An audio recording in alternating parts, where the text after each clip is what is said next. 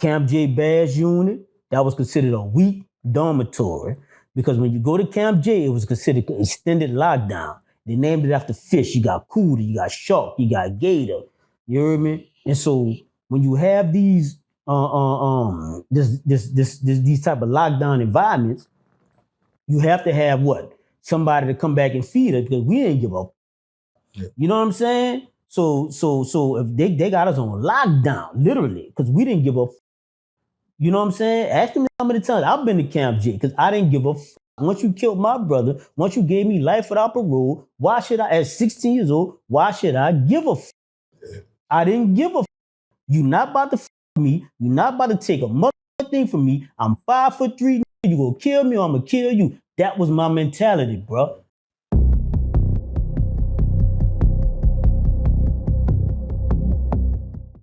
Prison Stories 101. We got one of the original members that started this platform off, man. E Solid, man. Welcome. Nice to have me again, man. I appreciate you having me again. You heard me? Man, thank you, man. We've already done, your story as far as, what got you into prison. And now I just want to kind of jump right into it. But for the fans at home, man, go ahead and remind them, reintroduce yourself. Let them know how much time you served and where. Well, first, I always start off and say the experience of imprisonment will undo a lifetime of learning.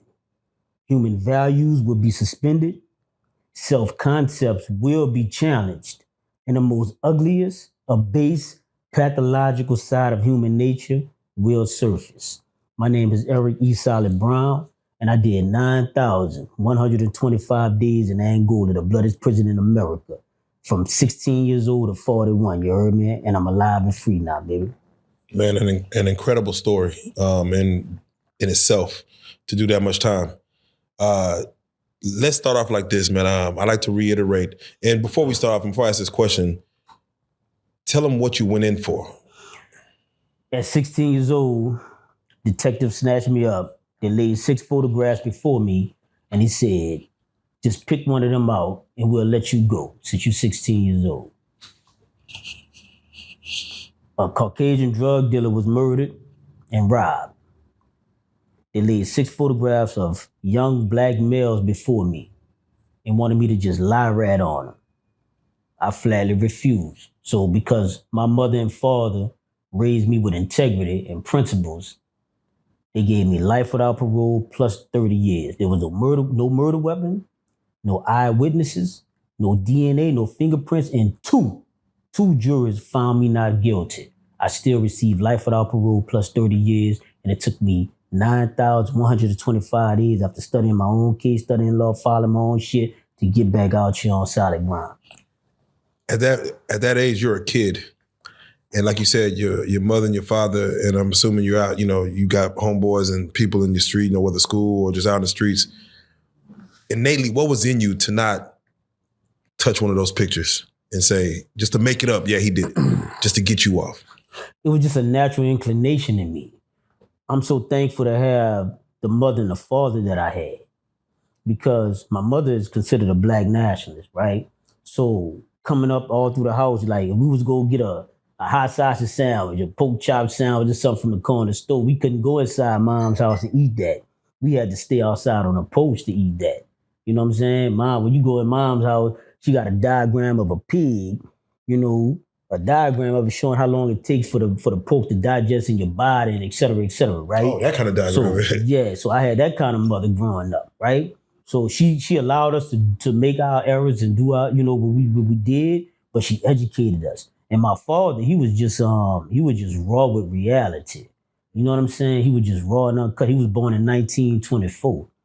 And so he was just raw and uncut. So the way they raised me was just raw. So And they gave me principles. I'm still old school. I open doors for women. You know what I mean? I still, come off like that. I pump gas. Like, I'm not about to sit in the car and let the woman pump the gas. Like, that's just not me. I know society is different and stuff out here, but I'm just under the old law, and I'm going to continue to exemplify that.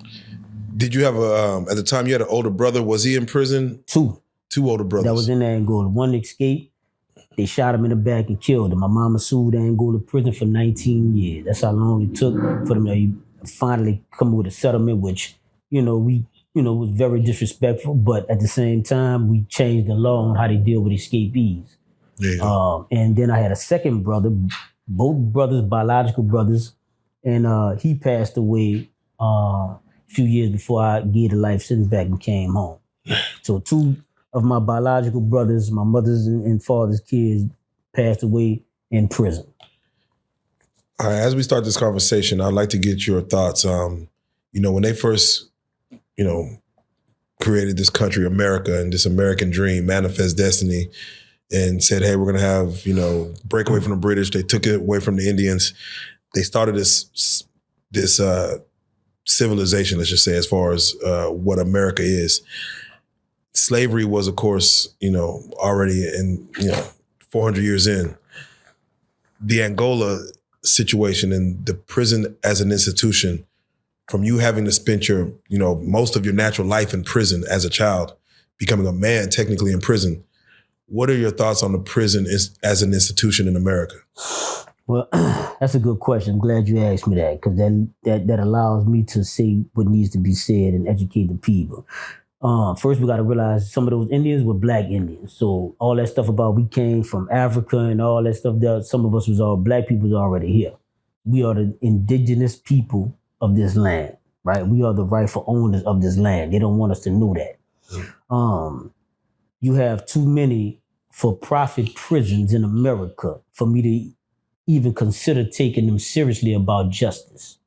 Because if they was really concerned about justice on who killed the victim in my case, they wouldn't have laid 6 photographs of young African black males before me and asked me to just pick any one of them out and just say they did it and let me go, right? So people wouldn't even, then you were like, okay, well, what you trying to be tough? You trying to be hard? Nah, man, because when I got to Angola, you know how many dudes I ran across that was up there for 20 years, 30 years, 40 years, some of them 50 years, because somebody did that. Somebody just picked them out because the police told them to do it.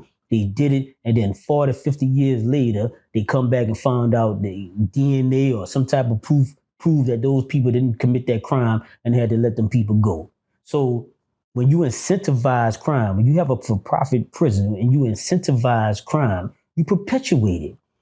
In Louisiana, they told for-profit prisons that if they open a for-profit prison in their state, that they will promise to keep their beds 85 to 90% capacity filled. How can you guarantee something like that if you're not infringing upon somebody's rights? Let's be honest. How can you guarantee that you will keep a jail filled for some people to come and do business with their prisons in there? And a lot of people, a lot of the rappers, a lot of these artists, a lot of these people are heavily invested in the prison industrial complex, man. So we're fighting a battle where you have people saying they want change, they want the betterment, but they're making so much money off of this to where they'll just talk that talk, but they won't walk that walk.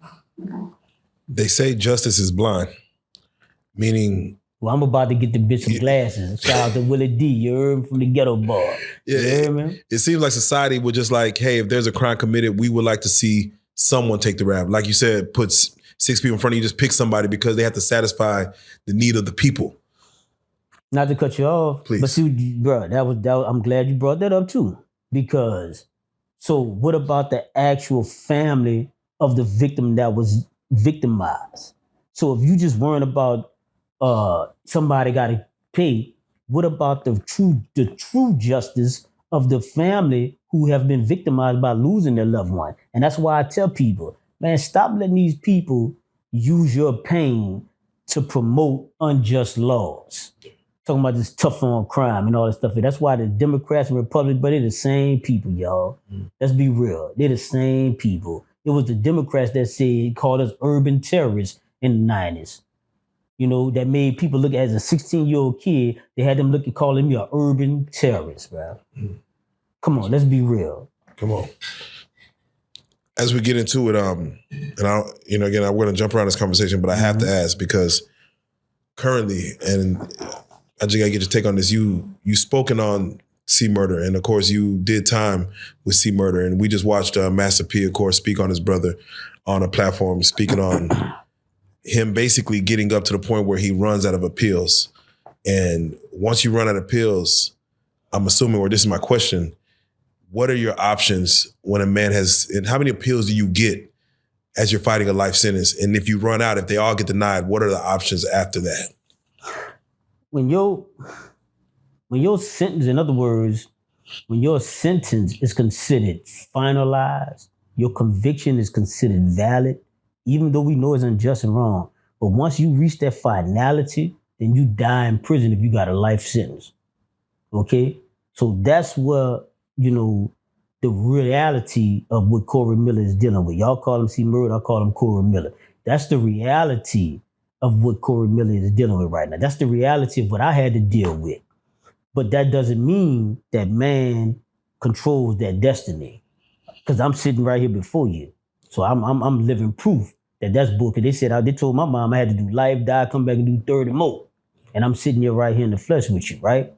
So the thing that hurts me the most about, and it's not just Corey Miller. We just use his name because we want to give a attention because nobody want to focus on the reality. But you have no name people that's just as solid, that just as real, that just is mentally, showing mentally fortitude, that deserve to be out here with us, ready to rebuild the communities, right? They in there too. So we just use that name just so y'all could pay a fucking attention, bro, on this social media shit, right? But the reality is it could be your brother, your nephew, you know what I'm saying? And so the finality of that is this. When I hear these rappers talking about free my dog in these songs, bro, it be hurting me. Because, okay, we got rallies go, right? The legislative session started in Louisiana this Monday, that just passed, right? Today what, Sunday? Yep. So it's been tomorrow gonna make a week, 7 days. Bro, I don't see no rapper posting about the 10-2, the bills that's being pushed that could help Corey Miller right now, even though y'all saying his conviction, the sentence is finalized, et cetera, et cetera. There's bill proposals in Louisiana right now because Jim Crow is real, okay? The non-unanimous jury verdict was implemented in 1898. And the purpose of it was to perpetuate slavery. Shout out to Professor Angela Bell from Southern University. She dug up the dead bones. She got the evidence and the proof. So that helped a case called Ramos that went to the U.S. Supreme Court. And the U.S. Supreme Court said that's unconstitutional for those people to be convicted under when they didn't have a unanimity on the jury verdict. So that means all 12. If me or C. Murder, y'all know him as C. Murder, Corey Miller. If we was in Texas, if we was in New York, California, if we were in any other state, we would have never been convicted. Because 2 jurors found both of us in our cases not guilty. Give me your take on that as far as how the laws are ran statewide versus federal. Like you could literally cross an imaginary line and a crime could be totally different with just yards from each other where you're on this state line versus that state line. That an imaginary line could change an outcome of your life. What's your take on that? Like how morally just effed up is that? Could I just be raw and play? It's Please. Bullshit. Just like right now, they're changing the district lines because certain people over here vote this way and certain people over here vote that way. So the people in power are trying to get the most votes. So they're dictating where those particular lines, those imaginary lines are drawn. Yeah. So it's bullshit. It's fugazi, homie. It's fake. Yeah.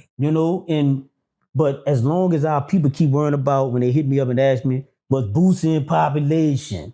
Is this rapper really who he said? When they focus on that, that's what the enemy wants. He wants us worrying about bullshit. Ask me, is Boosie going to the legislative session in Louisiana right now to promote the Free C Murder on this 10-2 issue, man? Let's be real. Let's talk about real shit. Because I could easily come on this motherfucker and just say this nigga that whoop the whoop, right? And what did it look like? Oh, he clout chasing. But when you research me and you realize who the fuck I am, bro, I am the clout.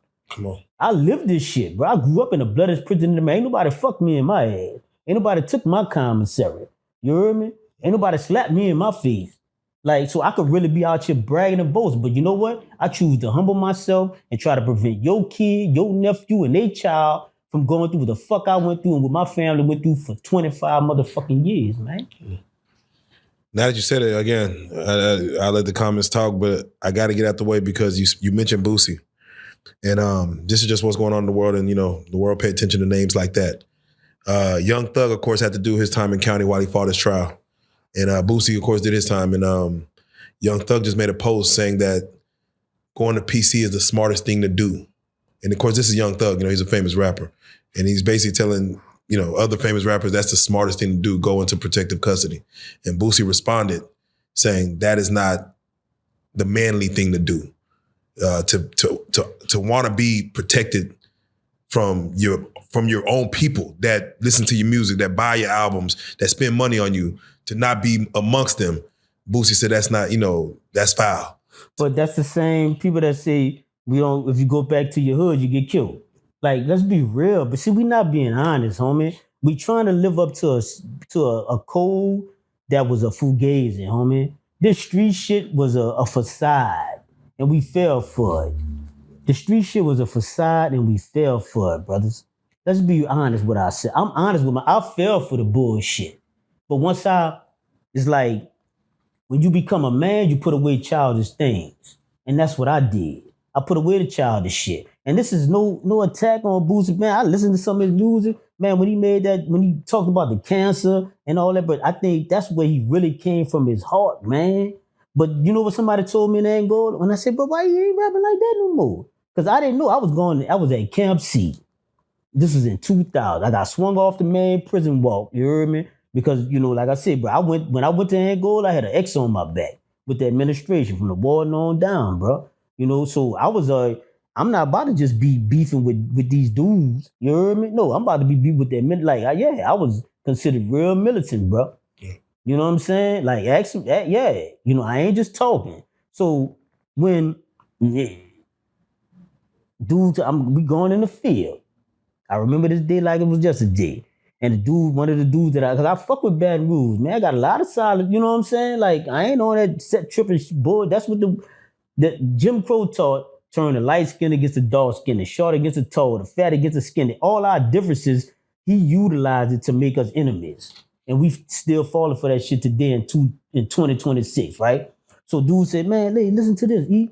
And I listened to it and I hear this funny little voice of her and he's spitting, you know what I'm saying? I said, what the little kid is, bro? He's spitting, you know what I'm saying? And I was boosting. That was the first time I got into it. I was in Angola already when I found out who he was. You know what I'm saying? So and then a lot of my people fuck with Boosie. A lot of Boosie partners fuck with me. Like, you know what I'm saying? Like, we just one step away from each other. You know what I'm saying, bro? And them dudes some solid dudes. Them some real dudes. You know what I'm saying? So I'm not trying to shit on nobody or no bullshit like that, bro. I want us to come together.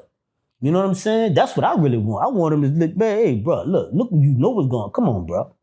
Like, come on, bro. Be more vocal about that shit, dog. If you don't just say free my dog, but we got to take action to free our dog, homie. That's facts. If the old you, let's say the young you who was in Angola, who's hearing about Boosie, just to get an idea of what the mentality is, someone with a name on the streets or in music comes into a situation like Angola. Does it even matter if someone chooses PC or with the people? Like what? Who does that help? Who does it? Well, my name, Charles and White and a few other people that threw my name in that mix already. Ask Eastside, ask Eric Brown. You did with Boosie, woo. And bro, it's like y'all put me in a real fucked up position because if I tell a lot of people, not just about this, but if I just start saying the truth about a lot of shit, y'all be want that real shit, but y'all don't really be wanting to hear it, bro. Because y'all idolize people that you never met, but you don't know the real story. You don't know the back. You don't really be knowing. You know what I'm saying? This ain't no shot at, you know what I'm saying? Because when you come to Angola, bro, when you come to penitentiary, Angola, Louisiana State Penitentiary, and you a celebrity status already, bro, man, I don't give a fuck what you say. Warden Burl Kane at the time, he gonna put you where the fuck he wants to put you. And he had his own program. He had his own system. Yeah. You dig? He had his own program and his own motherfucking system, man. Yeah. Right? And in Angola, I'm not calling it the bloodiest prison in America. The media, the people dubbed it the bloodiest prison in America at the time when I was there, right? It might not have that category, that status now, but when I went there in 1994 in the 90s, You hear me? That's what it had. So the war knew that the optics of things. So if you got a celebrity, you can't just throw him, let it just because he say, I'm a bad motherfucker, I'm about to go down and walk. You hear me? Nah, man, because them dudes down there, y'all niggas rap murder, them dudes do murder. You know, some of you got dudes in Angola that committed 4-5 murders to get there, and they committed 2-3 more murders while they was there. So they don't want to hear all that shit. They don't even listen to music. So they don't even know what's going on the outside world. Angola, the 18,000 acres, that's all they know, right?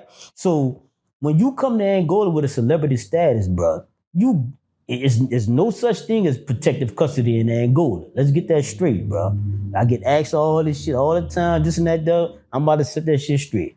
There's no such thing in Angola as protective custody, bro. It's too, that's why I was considered the bloodiest prison in America. You could check out and all that, but we did have what you call weak dormitories, and weak, that's the general population, and weak cell blocks. And Burl put all them dudes that had celebrity status, he put them in what we call dudes who grew up in that motherfucker, weak areas. And when you say weak, you mean that ain't no, in other words, it ain't as bloody. It ain't that bloody. And you got the most, that's where the rats go and where a lot of the punks go. The ones who couldn't handle that pressure down that wall. They put them back there. Camp J Bass unit, that was considered a weak dormitory. Because when you go to Camp J, it was considered extended lockdown. They named it after fish. You got cootie, you got shark, you got gator. You hear me? And so when you have these these type of lockdown environments, you have to have what? Somebody to come back and feed us because we ain't give a fuck. Yeah. You know what I'm saying? So if they got us on lockdown, literally, because we didn't give a fuck. You know what I'm saying? Ask me how many times I've been to Camp J because I didn't give a fuck. Once you killed my brother, once you gave me life without parole, why should I, at 16 years old, why should I give a fuck? I didn't give a fuck. You not about to fuck me. You not about to take a motherfucking thing from me. I'm 5'3", nigga. You gonna kill me or I'm gonna kill you. That was my mentality, bro. Dudes wasn't worried. Like right now, I could come out and be diplomatic, right? I could come out right now and show emotional intelligence. Right? Yeah. But back then, man, nigga wasn't trying to hear that shit. Nigga, you a man and you want to get fucked, you heard me? Yeah. Nigga wanted blood on their knife or shit on their dick. Damn. When it's the term misery loves company, the assumption is that everyone in prison is miserable. So if you new to the program, that misery is gonna come at you all kind of ways because they like to have you join their misery. Would you say that's a true statement as far as you can't be happy in prison? If I'm miserable, you gonna feel it? If you're intelligent, you're not gonna be happy in prison. All right? But all that shit, man, them dudes wasn't worrying about that. All them dudes, when them white man told them, bro, 85% of y'all gonna die here. That's what he said one year. Then he came back and said 95% of y'all gonna die. All them niggas worried about booty.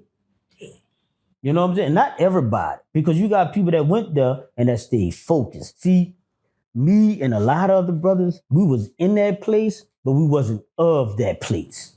Let's get that straight. You know what I'm saying? You could be you got three types of people in this world. You got the carrot. If you put that carrot in a hot pot of boiling water, what it do? It become weak, mushy, soft, it broke, right? Yeah. If you take a raw egg and put it in that hot pot of boiling water, what it do? It becomes hard. Now you got this, he's just mad at the world, woo, right? And you know what happens to bullets. You know what I'm saying? Everybody ain't gone, you heard me? So, but then you have that coffee bean, right? Then you have that coffee bean. That coffee bean doesn't allow the environment to change it. That coffee bean changes the environment. That's what the fuck I did. You heard me? They got dudes that's home right now today that benefited from my programs called Manhood Training. They benefited from my programs of effective speaking skills. Because a lot of dudes come to, man, they benefited from my program that I learned from other brothers from there that taught me law class. They were teaching the law classes I was in there. Then when they gave their life sentence back and went home, I started teaching the law class. Yeah. You know? So we have brothers in there that was in that place, but not of that place. So we got to understand, especially when we're talking about a prison like Angola, a form of slave plantation. right? We talking about, we have I met people from Colombia. I met people from Cuba. The people that with the Barry Seal issue, right? With the Barry Seal, yeah, they was in there. I met them brothers, them Colombian brothers. You know what I'm saying? Mm. And so, and today, I guarantee you, I'm gonna say that, and that's why when these brothers be sitting there and still trying to uphold this bullshit, man, those brothers saying, man, you had a dude from Cuba when he served his time. They was trying to, hey man, time to go. He knew he had to be extradited back to Cuba. He played crazy. He started eating his own shit. He started shitting the guards down. He started hiding up under the bed. He started wrapping his head around. He just went all the way crazy to try to prevent from going back to Cuba. So, bro, it's so much shit, bro, man. Wait, he played crazy. Does playing crazy make you go crazy? Yeah, some people play crazy, but some people really fucking go crazy. I had a dude that I'm sitting at the bars with. We on lockdown. We at Camp J. He talking to me. I'm talking to him with civilized, educated conversation, bro. The very next day, less than 24 hours, he was in the toilet eating his own shit, eating his own feces. All right? There's no conspiracy theory there? You don't feel somebody gave him something? Nah, fuck no. Ain't nobody nigga, you got some people just can't. The thing that made me have the mental fortitude that I have is because when I saw that they were trying to torture me and to scare my mother into dropping her lawsuit against the state for killing her son, that's what made me stronger. And it might sound corny, it might sound weak, but the truth is, how you stay, nigga, education. Uplifting my mind, educating my mind. That's how I stay strong. That's how I stay solid. When they put me in the cell, them dudes was throwing shit on each other. You got dudes that were so creative and innovative, they could be in cell 6 and they could shit you down way in cell 10. They hook up I'm like, what the fuck? Like, damn, that boy Gucci. You heard me? But because they've been there so long, you got dudes that been in Angola, you got dudes that been on lockdown for 20 and 30 years straight. The most I did was 7 years straight, and it fucked me up. Just being real with you. I'm just blessed and fortunate that constantly exercising my mind allowed me to take my mental back. Didn't allow me to break and become of Angola. It's crazy to say that because the man you're speaking of who the next day was eating shit, you would think losing your mind would be a slow process, like slowly break down. From what you're saying, that sounds like it snapped in the middle of, within 24 hours. That's when I learned temporary insanity is real. Mental health issues, bro, man, that's when I started studying psychology and started checking up on that shit, right? Because it puzzled me, it fucked me up. Like, what the fuck?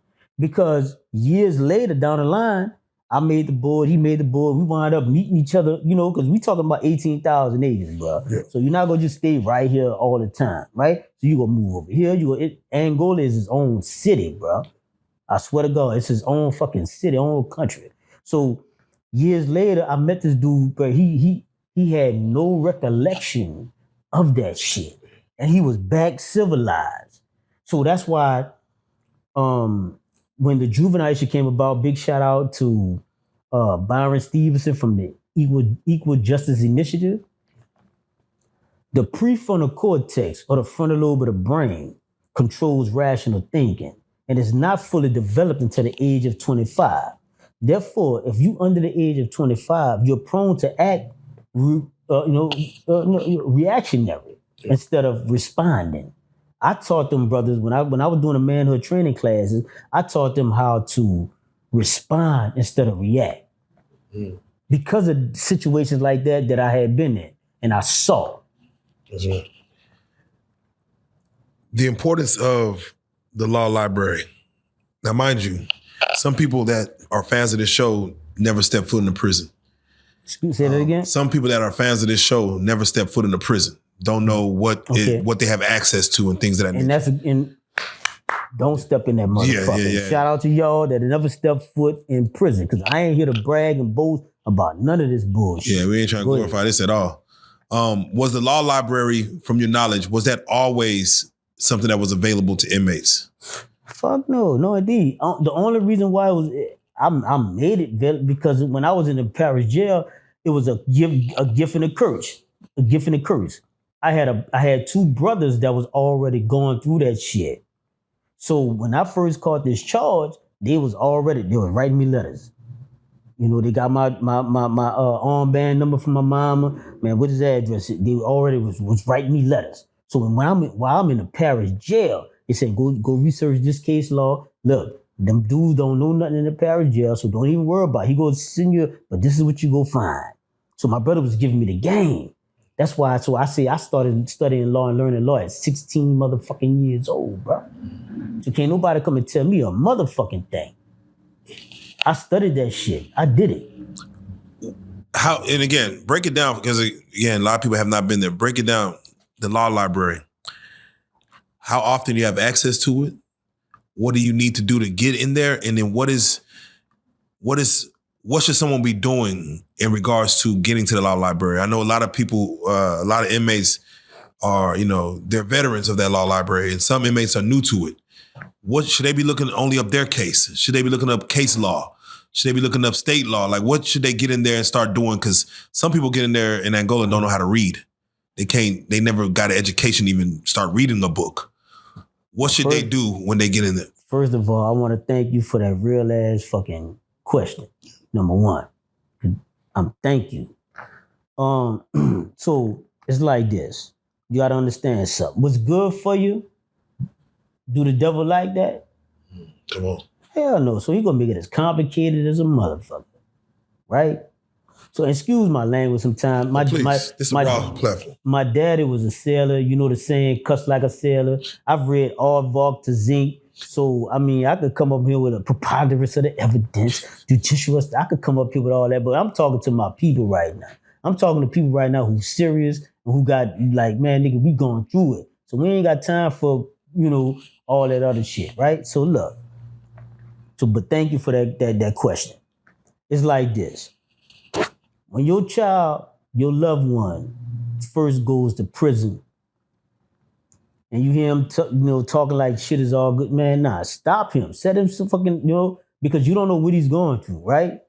Because when I went to prison, but from the jailhouse, from the streets to the jailhouse to hunt, which is called it's like the purgatory, where you find out where you're going, but if you got a life sentence, you already know where you're going. We already knew, you know what I'm saying? I was going there and go. We already knew that shit, right? So from each level, each step, I dealt with that shit like I already been through it, because I've had brothers that went through it and they educated me. So I went through that shit smooth.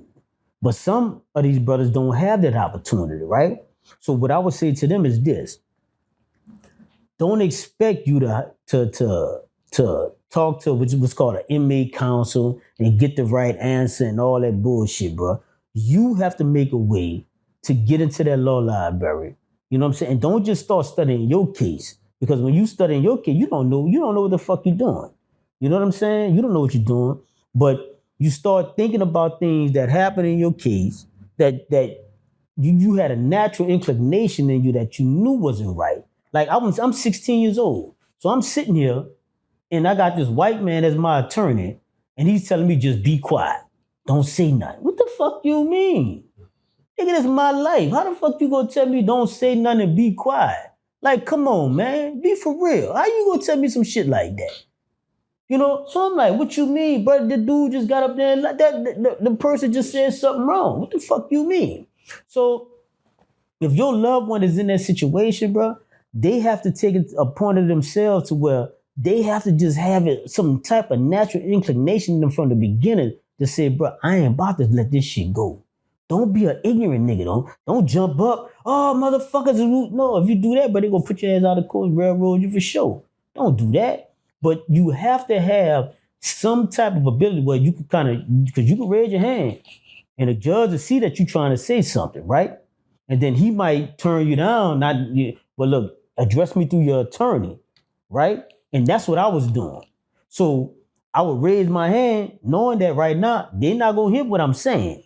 But when I raise my motherfucking hand, the judge going to see what I'm doing. Then he going to say, attorney, do your client have something? What's going on? So you notifying the court that something not right? So now when you get messed over and you get bam, all this is gonna be in the record. All this is gonna be in the record. Because 9 times out of 10, you go once you in that situation, you about to get railroaded, homie. You know what I'm saying? I have so many people contacting me every day, mothers and grandmothers and fathers and stuff like that. And I can't do magic, homie. Like, yeah, I'm a bad motherfucker when it comes to that law, but I can't do magic. You know what I'm saying? So some things you gotta, he about to get railroaded, he about to get messed over, right? However, now once he get messed over though, that's why it's best to try to not to get in that fucking situation from the beginning. Try not to get in that shit from the beginning, bro. Because once them people got you in their fucking clutches, bro, man, come on, bro. I know your parents used to tell you, man, trouble is easy to get into, but hard to get out. So, but when they in that situation, and now it's like, okay, well, they got you. Now it's time to regret, to decompress and go over how you got messed over. And when you start going over that, you comb through that shit with a fine-tooth comb, bro. Fuck going in that basketball court. Fuck worrying about who fucking who in here. Fuck worrying about what's on the TV. Nigga, get in that law library, nigga. Find out how do I get to the law. Now, if you're in the cells, you can't go, right? But you can get books sent to you. So you say, bro, let me just start reading, what is the Criminal Code of Procedures. Whatever state or federal court you're in, they have what's called a Criminal Code of Procedures. Start right there. That's where you start at. And then you just start reading, but it's gonna take a lot of reading and a lot of research, bro.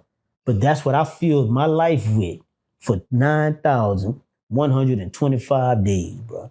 And that's what got me out here free today, bro. Did people in the inmates sell that knowledge? Like the knowledge you learned in the law library, did you ever have to charge the game while you was in there saying, I will do this for you, but I need to, commissary got to come this way, or someone on the outside got to pay me to look up your case? That's a two-pronged answer. And why I say that, because you had some of them bullshit ass nigga we call locker box lawyers. Nigga talk a good game. Hey, tell your mama to send me 300 a day on it and put it on my books, you heard me? I'm gonna help you get free. Nigga just full of shit, right? Then you had the ones that worked in the law library. They knew something, some didn't know. And they'll get a job and they're easier if they was able to be controlled. Because think about it. Why would the system want somebody in there that know what they're doing? They blackballed me from the law library. I had to sneak my way into there because I really knew what I was doing. And when you come to me, I'm gonna really put that shit down for free. Yeah. You know? How many inmates did you actually help, if you could put a number to it, that you know that you did something to help them out, whether not even getting them free, but just maybe reducing something or getting them in a better situation? Being honest, I don't have an actual count, but it was a significant amount to whereas I don't even remember, because some people on the street, when I'm saying certain shit or they see a post of mine, they'll be like, E, you don't remember me, bro? You worked on my case, you did. I'm like, huh, what? And then they'll remind me, and I'm like, oh, fuck. So it may be more than what I'm imagining, right? It may be more people, because a lot of dudes came up there with shit that I thought was simple. It was simple to me, but to them it was really complicated. So I'm laughing like, bro, you serious? You talk about post, nigga, you know? And then coming up, they really didn't know. I'm like, what? Some people came to me after 20 years in prison and was like, E, man, I'm tired of this bullshit. Can you look at my case and help me? And I'm like, what, nigga? It took you 20 years to get tired? Okay, cool. But you got to understand, Angola is a world of its own. It'll trap you. It'll have you thinking you really free, boy, if you ain't focused, right? So I said, nigga, you 20 years, your freedom is on the first page. Nigga, your indictment is bad. Your freedom's on the first page. On the first goddamn page of the transcript, bro. He had a faulty indictment. So some of the shit, they made it easy for me. Not because I'm a bad motherfucker, but because, nigga, I just read a few books. Nigga, I see it, and I remember the shit. I'm like, damn. Yeah, it seems like they say ignorance is bliss, but not in prison. Ignorance will get you nowhere. You got no, not true. Ignorance it is bliss in anywhere, in anywhere, man. Because when I was going to that law library, I was able to just get there, no problem. They had a thing at first, when I first got there, you had to get a pass. And it was only allowing a certain amount, 10 people. Here it is. You got 18,000 acres. You got 5,000 and 6,000 lifers in this prison, but you only letting 10 people go to the law library. Come on, bro. Crazy. That's crazy. And then dudes started using the law library to rape dudes. So like, come on, man. Now you giving the fucking enemy a reason to do what the fuck he's doing. To try to say, oh, well, this is why we doing this, because y'all coming up here and won't boot it. You know what I'm saying? Like, but that shit was so, bruh. Prison was the most dehumanizing experience of a fucking grown man life. Yeah. And if you come out here and you bragging and boasting about that shit, nigga, boy, bro, come on. It's crazy because it's not saying that kind of stuff doesn't happen in the real world. You know, people probably get raped every day out here in the real world and not knowing that it's even rape, but prison, it's hard to hide what you do. It's a fishbowl. You not about to, you can't go, bro. I couldn't fake 9,125 days. Come on. You can't fake that. You can't fake, you know, because it's a fishbowl. Yeah. You can't sneak and do this and then sneak and do that. Somebody saw you and somebody go expose you. Damn. You heard me? I like that now. He said it's a fishbowl. No, that's real. Damn. That's real. Now we had we were speaking, I had a guy by the name of Red Dog, man, a white guy who did 10 years. He did at TDC though, man, Texas Department of Corrections. And he had said he had picked cotton, but with him picking cotton, he said he never looked at it like, damn, like he never saw like slaves doing this. Like he never thought of that, like damn, slaves used to do this. He just said how hard it was. You had mentioned that that's one thing you would not do is start bucking that cotton.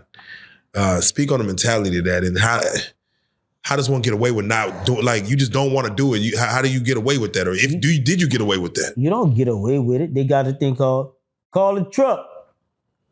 You heard me? Call a truck. What that means is they about to come, they put you in handcuffs, they about to throw you in the back of that bitch. You heard me? You gonna be all upside down and shit, hog tied. You heard me? Then they go throw you in the dungeon. They go strip you naked. You dead. So listen to this, homie. When you got dudes and bro, what man wants to be stripped naked and then you got a cough and squat, homie? You got a fucking cough and squat to make sure you ain't got nothing hiding up your fucking ass or your rectum, bro. What man want to glorify fucking prison after you done experienced that, homie? If you glorifying that nigga, something wrong with you. And I stand on that, bro. Challenge me on that. Any motherfucker. Challenge me on that. You happy that you had to, you bragging about you a tough, bad motherfucker in prison, but when two of these people with a badge on come and tell you strip and cough and squat, you do it. Not for real. So when you go to that dungeon, they want to make sure you ain't got nothing up your ass. They want to make sure you ain't got nothing. So I went in that fucking dungeon and it's called laying down. Nigga, I'm not going to pick no cotton. But I did go pick the goddamn squash, the zucchini, the motherfucking potatoes, all the other bullshit, the digging ditches cutting grass with a dog hole, because dudes was cutting dudes' heads off because they used to let you sharpen the tools, the holes, right? The garden tools they call holes, they used to let you sharpen them, but dudes was cutting dudes' heads off.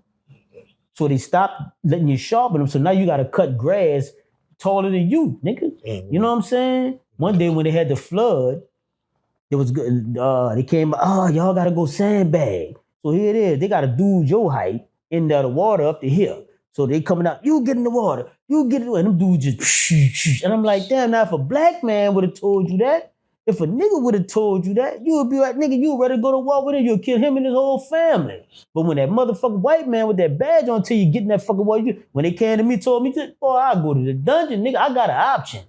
I don't give a fuck. You could be in prison, freedom, you always got an option. You heard me? Nigga, I'm going to the dungeon. What the fuck? Nigga, I'm 5'3". Fuck, I look like getting in that fucking tight. Nigga, that shit gonna be over my... Man, you gotta be out your fucking mind. Yeah. Can you escape prison in the mind while you in there? Can you go on a trip outside of prison, or you always know that you in prison? I did it. That's why I'm here alive and free with my mental fortitude today. All right, so times where one time they locked me down and they said I was plotting to escape. They said I was gonna kill an officer because they killed my brother, right? So they put me in the dungeon. And then not only did they put me in the dungeon, they put me on what's called the boot tip. So now you in a cell, right? Like so you got the cell ball, but just imagine now you got some concrete bricks coming in front of it, right? And then a sealed door, a fucking metal door. And then boom, close that motherfucker door on you now. Boy, you can't see shit. I swear to God, to this day, I be having to look at a calendar to see what the day is. I swear, yeah, bro. So I'll be lying if I told you I came home and I ain't fucked up at all. Something, I'm just not fucked up in the worst way. Where does the light come from in the dungeon? I'm just asking, is there light? Nigga, a light. What's the light source?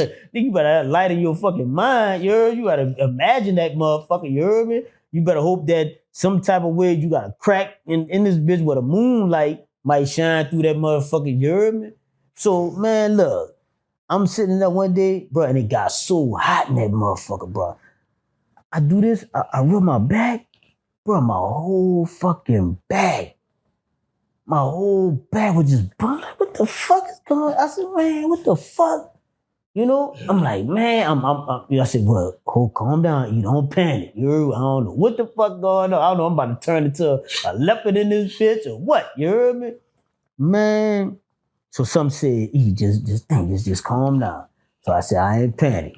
So you got a sink and a toilet connected, right? So I turn the water coming out warm as them. That's how hot it is, you heard me? It ain't good, boy, it get hot. The cold water come out hot, you heard me? But look, I'm running the water, you gotta press this and then let the water come. So I'm doing it. So, you heard me? So I'm pouring water on the floor. So I got a significant amount on the floor. So I lay on the floor. I lay my back on that bitch like this here. And I said, you know what? I'm about to act like I'm about to vision that. Because I never been to like the Bahamas or I just recently went to Miami for the first time. So I'm acting like I'm in Miami. I'm acting like I'm on the motherfucking beach in the water. So in my mind, I put that's where I'm at. So I'm chilling. But do you know, I stopped being hot. I stopped being frustrated. I stopped being angry. I mentally guided myself through all that fucking harsh bullshit that was designed to destroy me. It's crazy because a lot of people who go to jail later in life, they have memories to kind of reflect on while they're in there. Like if they've lived, let's say 30 years in the free world, they got 30 years of memories to kind of get them through hard times like that. You only really had 16 years of memory. You probably remember, after the first 4 years of that.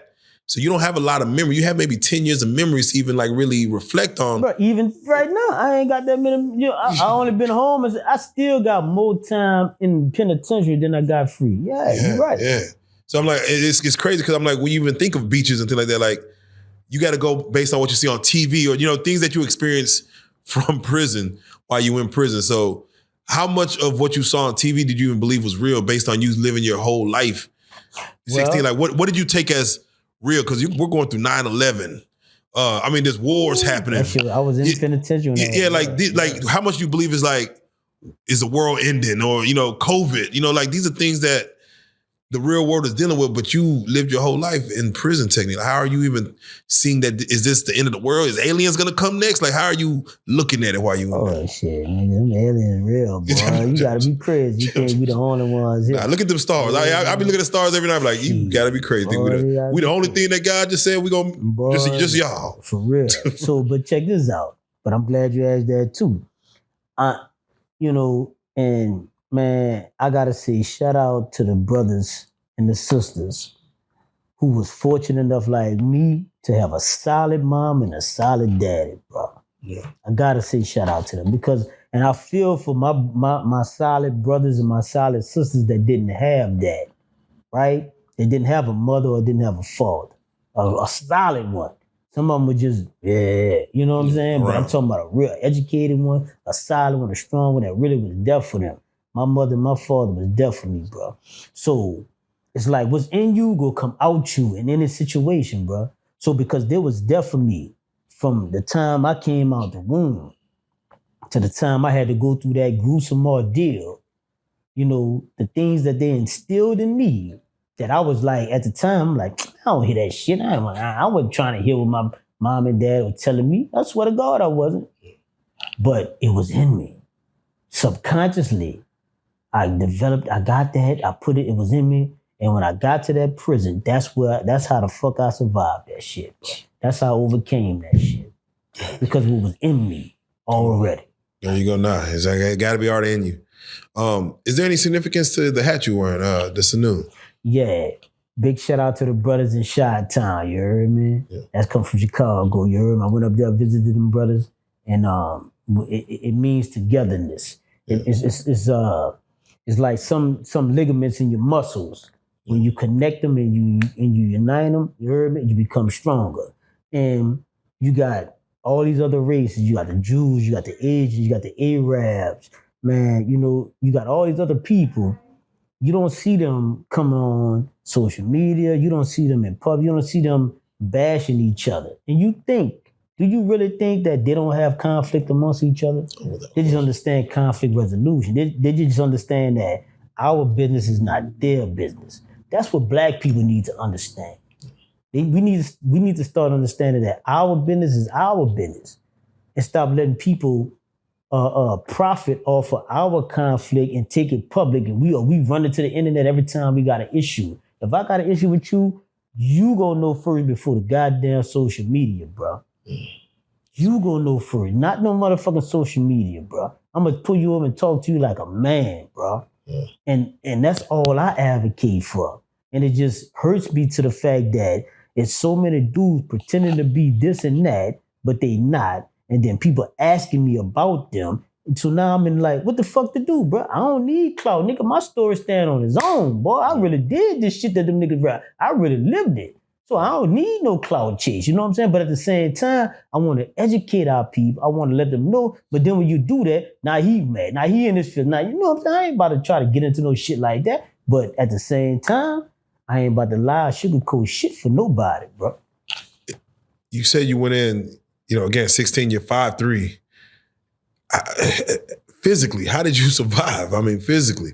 How many times were you tested? How many times were you tried based on just your size? This was my method. I used to sit by and watch dudes get tested, get tried. I didn't sit back and wait on no motherfucker to try me. I'm gonna fuck with you. I'm about to fuck with when you put me on the news, I'm about to fuck with the biggest motherfucker on there or the loudest motherfucker on there. Win, lose, or draw. That's what I did. So now you know what they say? Man, this nigga crazy. Who the fuck is man? You heard me? Some dudes literally could have fucked over me, but let me slide. And they like, man, I ain't about to fuck with that. Man, go ahead on, bro. Just go ahead on, bro.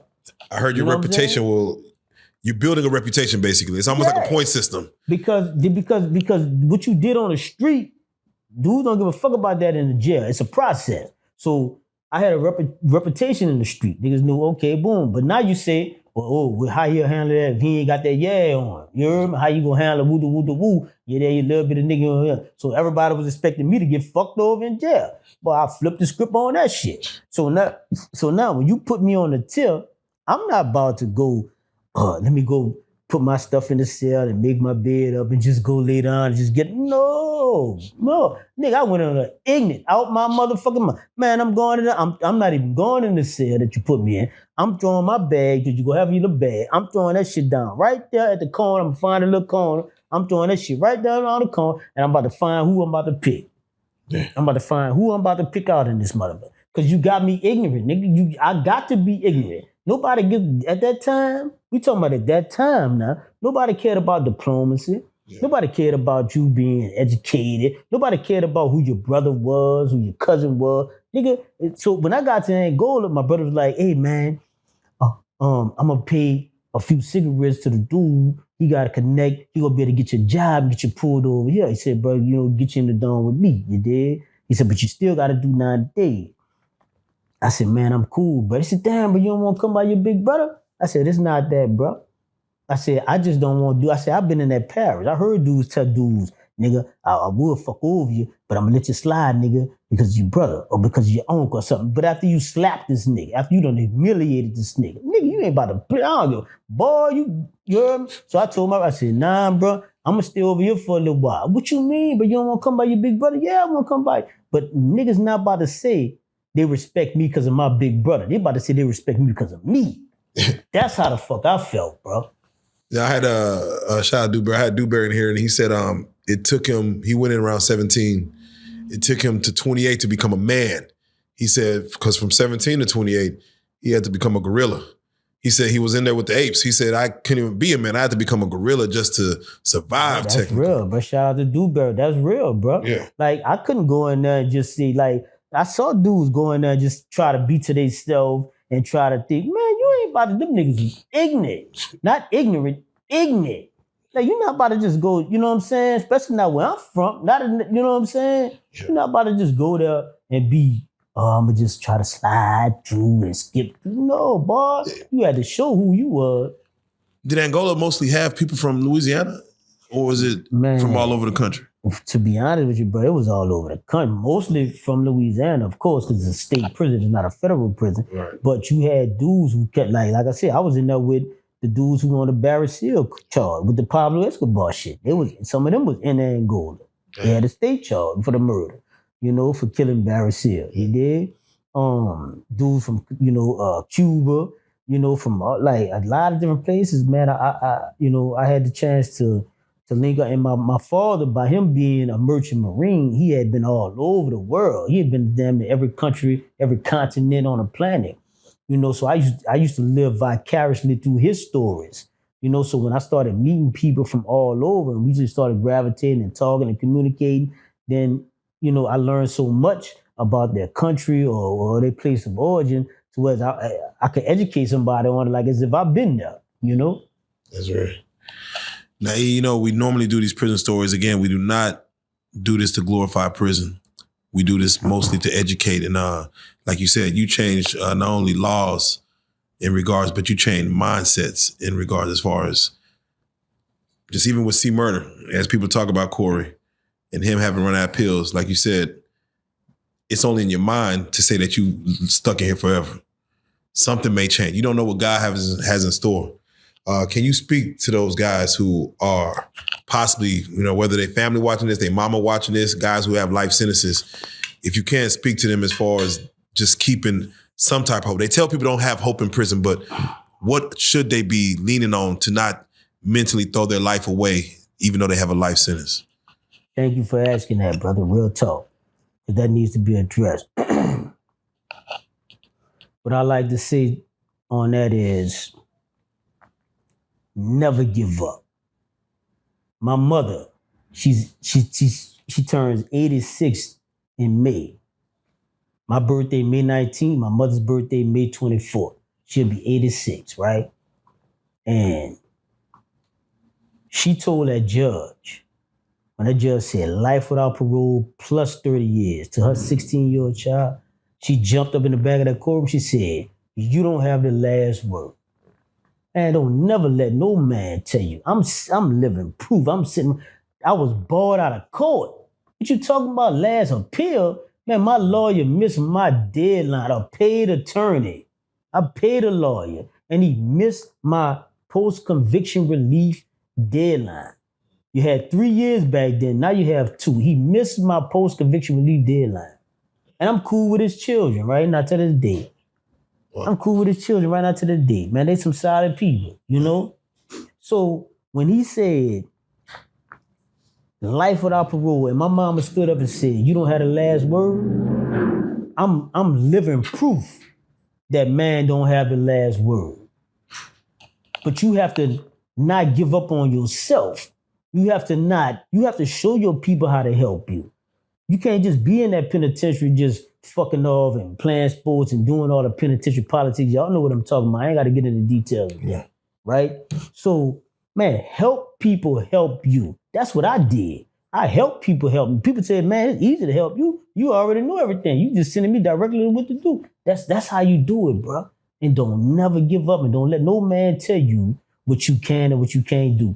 You heard me? Real talk, bro. That's how you do. You stay fighting, bro. Because look, if I'd have gave up at 9,124 days in prison, I would have never made it to 9,125 days, my motherfucking release date. You hear me? Man, preach, man. With that being said, I got to say it once again, man. East Solid, man, Eric Brown. For those that do want to follow you, man, follow your journey, man. If you can, please let them know what social media platforms you on, man. Let them know how to follow. Well, look, we about to put him on blast. He said he gonna help me boost my motherfuckers, my channel. You heard me? Let's go. My channel is Solid Point of View TV. Solid Point of View TV. Solid Point of View TV on YouTube, man. Y'all go stop, pause, go subscribe right now. Right period. now, man. If y'all feeling this, if y'all understood what I said, you heard me? If y'all want to see me continue to try to help y'all loved ones prevent going through this bullshit what I've been through and had my family go through for 25 motherfucking years, subscribe to Solid Point of View TV. Go follow me on Instagram at eSolid365. That means every day of the week solid, bro. That means 365. That means every day of the year solid, but not 364. Not some days solid and some days flimsy.